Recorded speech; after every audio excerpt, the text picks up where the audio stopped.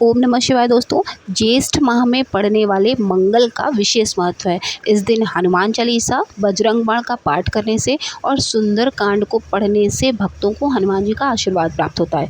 यदि आपकी कोई मनोकामना अधूरी है तो बुढ़वा मंगल के दिन हनुमान जी के मंदिर में चोला चढ़ाने से आपकी सारी अधूरी इच्छाएं पूर्ण होंगी और आपको पुण्य की प्राप्ति होती है। पौराणिक मान्यताओं के अनुसार बुढ़वा मंगल महाभारत काल और रामायण काल से जुड़ा हुआ माना जाता है। महाभारत काल की कथा के अनुसार भीम को अपनी शक्तियों का काफ़ी घमंड हो गया था। भीम का घमंड चूर चूर करने के लिए हनुमान जी ने मंगलवार को बूढ़े बंदर का रूप धारण किया और भीम को हरा दिया। तभी से इस दिन को बूढ़ा मंगल के नाम से मनाया जाने लगा है। वहीं रामायण काल में एक बार सीता माँ को खोजते हुए जब हनुमान जी लंका पहुँचे तो रावण ने बंदर कहकर उनका अपमान किया। रावण के घमंड को चकनाचूर करने के लिए भी हनुमान जी ने वृद्ध वानर का रूप धारण किया था। बजरंगबली ने विराट रूप धारण किया था और अपनी पूंछ से लंका को जलाकर लंकापति रावण का घमंड चकनाचूर कर दिया था। जिस दिन उन्होंने ऐसा किया था वो दिन मंगलवार का था, इसीलिए इसे बुढ़वा मंगल मतलब बहुत पुराना और बहुत ही प्राचीन मंगल के नाम से इसे जाना जाता है। मंगल का मतलब ही होता है शुभ, शुभ कार्य करने वाला। इसीलिए मंगलवार के दिन जब अगर आपकी कोई विशेष मनोकामना है जो बिल्कुल पूरी नहीं हो रही है तो आप तिल के तेल का दीप जलाकर हनुमान जी की पूरे ज्येष्ठ माह में आप उनकी पूजा करें, आपकी मनोकामना ज़रूर पूरी होगी। तो जो ये मंगल है वो शुरू देखिए, ज्येष्ठ माह जो शुरू हो रहा है वो 24 मई से शुरू हो रहा है, शुक्रवार से। लेकिन अगर वहीं आप मंगल की बात करें, जब मंगलवार पड़ेगा तो बुढ़वा मंगल 28 मई को पहला, दूसरा मंगल 4 जून, तीसरा मंगल 11 जून और चौथा बड़ा मंगल 18 जून को पड़ेगा। इसलिए मंगलवार को आप चाहे सुंदरकांड करें, हनुमान चालीसा पढ़ें या फिर बजरंग बाण का पाठ करें। नियमित रूप से कोई भी अगर आप पाठ करते हैं तो आपको विशेष फल की प्राप्ति ज़रूर होती है। साथ ही आपके घर में अगर पितृदोष है, वास्तु दोष है या ग्रह दोष है वो भी आपके ज़रूर दूर हो जाएंगे।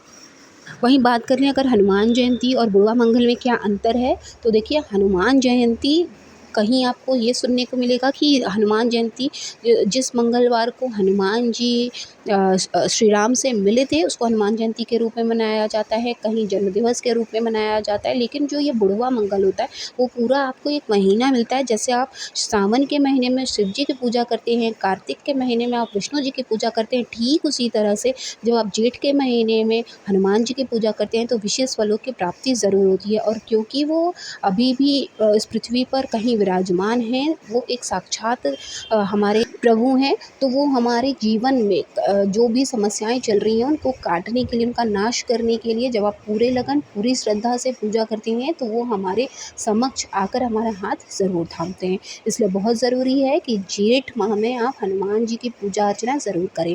अब देखिए बहुत सारे लोग ऐसा होता है मंगलवार के दिन व्रत करते हैं, भंडारे लगवाते हैं, लेकिन हर किसी के पास यथासंभव इतनी शक्ति नहीं होती है। तो आपको क्या करना है, जल का एक पात्र लें, उसमें तुलसी दल डाल दें। सबसे पहले आप जो एक पाटा लगाते हैं उस पर सबसे पहले आप यही करें, जल रखें, उसमें तुलसी दल डाल दें। उसके बाद हनुमान जी को स्नान कराने के बाद आप उनकी मूर्ति, प्रतिमा, फोटो जो भी आपके पास है उसको आप रखेंगे, तिलक करेंगे, माला पहनाएंगे, वस्त्र पहनाएंगे, कलावा के जनेऊ धारण कराएंगे। अगर आपके घर में कोई पुरुष है तो बहुत बेहतर होगा कि अगर आप उन्हीं से पहनवाएं, लेकिन अगर कोई नहीं है तो आप बिल्कुल पहना सकती हैं। ऐसा कुछ नहीं है कि आपको पूजा करने की हनुमान जी की मनाही है, ऐसा नहीं है। उसके बाद हनुमान जी की जो सुंदरकांड की पुस्तक होती है उसका भी आप टीका ज़रूर करें, उस पर भी पुष्प चढ़ाएं, उसको भी पास में ज़रूर रखें।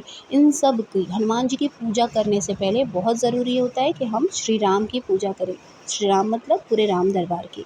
उसके बाद आपको गणेश जी की भी पूजा करनी होती है, तब कहीं जाकर आपको हनुमान जी की पूजा करनी होती है। हनुमान जी को आप तुलसी की भी माला पहना सकते हैं, लेकिन अगर आप चाहें तो उनको सिर्फ एक तुलसी दल भी चढ़ा सकते हैं। उसके बाद आप उन्हें माला फूल चढ़ाइए। बूंदी का लड्डू अगर हो तो आप भोग जेठ माह में जितना संभव हो उनको बूंदी या बूंदी के लड्डू का ही भोग लगाएं। उसके बाद कोई विशेष मनोकामनाएं हैं लीगल जो मतलब कहते हैं ना लॉ के अंतर्गत आती है, या आपका मकान नहीं बन रहा है तो आप उनको तिल के तेल का दीप जलाकर उनके जेठ माह में पूजा करें। और अगर नहीं तो आप गाय के घी से भी उनका पूजन कर सकते हैं। बोलबाती का आप दीप लगाएंगे। उसके बाद सुंदरकांड का पाठ, हनुमान चालीसा या फिर बजरंग बाण का पाठ नियमित एक समय निर्धारित समय पर ही उनकी पूजा करनी होती है। ऐसा करने से ज्येष्ठ माह में आपको हनुमान जी की कृपा अवश्य मिलेगी।